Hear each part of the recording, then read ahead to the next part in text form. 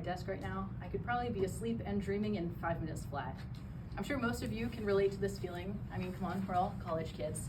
But unfortunately for us, the fact that we can all relate to this is indicative of a larger issue.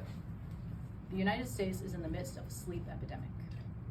Today, I will be persuading you to recognize the importance of implementing providing tools to teenagers to help fight against the sleep epidemic in the form of sleep education in high school health classrooms. I'll be breaking this up into 4 parts. First, I will alert you of the prevalence of sleep problems in America. Then I will argue that teens are some of the most vulnerable in the midst of this situation.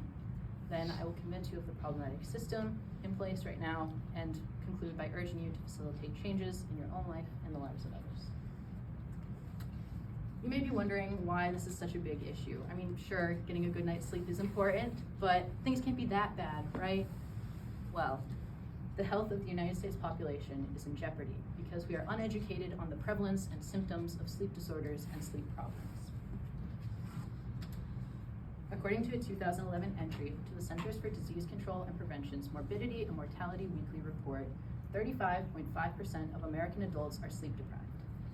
According to a 2022 article published by Kirsten Wire titled Diagnosing and Treating Sleep Disorders from the journal Monitor on Psychology, 50 to 70 million Americans suffer from a sleep disorder. This is equivalent to roughly 1 in 5, and millions more suffer from on and on sleep problems throughout their lifetime. These issues target people of all demographics, backgrounds, and identities, so chances are you either know multiple people with a sleep disorder or you yourself are dealing with one. Clearly, this is an overwhelming issue impacting us all, but it's important that we recognize that teenagers are some of the most vulnerable in this situation. A lack of sleep education disproportionately harms teenagers. Remember how I said in the beginning that I could fall asleep in roughly 5 minutes? That wasn't an exaggeration. I was diagnosed with type 2 narcolepsy at the age of 16, shortly before I was medically withdrawn from high school. I was always an overachieving kid involved in multiple extracurriculars, but because I couldn't control my sleep cycle, I dropped out of school. This led to people labeling me depressed, lazy, a typical teen, but in reality, I was just a kid struggling with sleep problems outside of my control. And unfortunately for me, nobody in my life had the education or knowledge to identify this, and neither did I. According to statistics released by the CDC in 2019, they say that 7 out of 10 high schoolers do not receive adequate sleep each night, meaning they get less than 8 hours a night. Part of the reason this is because teens are particularly prone to the adverse effects of stress, which is a limiting factor for sleep. Additionally, according to 2009 research from Heather Noland and colleagues titled Adolescents' Sleep Behaviors and Perceptions of Sleep from the Journal of School Health, kids who don't receive enough sleep experience many adverse side effects, including excessive daytime sleepiness, attention deficits, lower grades, interpersonal conflicts, and get this, more stress. This is a major burden for our teens to be carrying. So why are we continuing to see a rise in these sleep problems among teenagers? Well, the United States has a very pull yourself up by the bootstraps mentality that causes people to prioritize their work and success over their health. My dad is an extremely hardworking man, but he's not the healthiest. He likes to throw around this phrase, "I'll sleep when I'm dead." And hearing phrases like these as a young child can profoundly shape the way you learn to value success and productivity, often to the detriment of your health.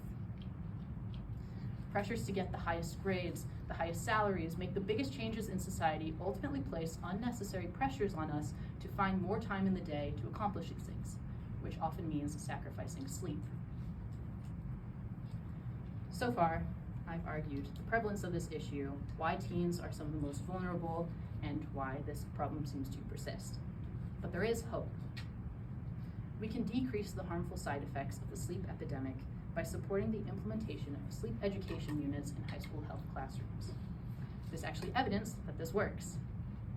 In 2016, researchers Somi Lee and Jong-hee Kim published an article titled Differences of Adaptation to School and Self-Resilience Before and After Sleep Education for Adolescents. A bit of a mouthful, but it was published to the Journal of Exercise Rehabilitation. And they found that high schoolers who received sleep education experienced statistically significant improvements to their adaptation to school environments and school friends, as well as improvements to their emotion control, personal relations, and optimism. These three features they defined as aspects of self-resilience.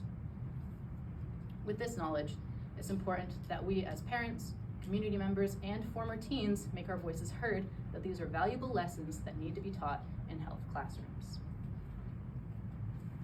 With that said, we must take it upon ourselves to vote for things like levies that can provide excess funding to schools to help sustain these programs. Additionally, we need to make our voices heard and appeal to things like school boards and those responsible for crafting our high school curriculums to let them know that these are vital lessons that teens need to receive. In the meantime, we must take it upon ourselves to learn about things like healthy sleep habits, including sleep hygiene. And for a bit of additional information on sleep hygiene, I have a video I did a couple years ago. It goes a little more in depth. But taking time to do this research and create changes in our own habits and routines can help inspire those around us, thus creating a sort of change on an interpersonal level.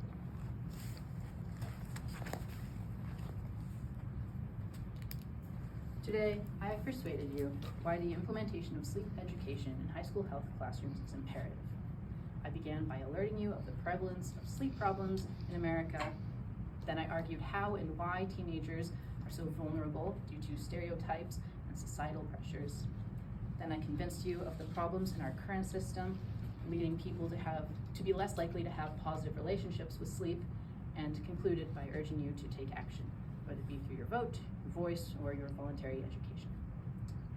There are many long-term benefits to having sleep education. It can help you identify maladaptive symptoms and behaviors in yourself and others. It can help you advocate for your health and wellness to your peers and even your doctors. And most importantly, it can help liberate you from the stigma that we have placed on sleep, and importantly, getting good sleep. Sleep is a basic biological function that should not be suppressed. When we get good sleep, we are healthier, happier, and more efficient people. So it's vital that we consider our posterity and offer them the tools necessary to receive good sleep.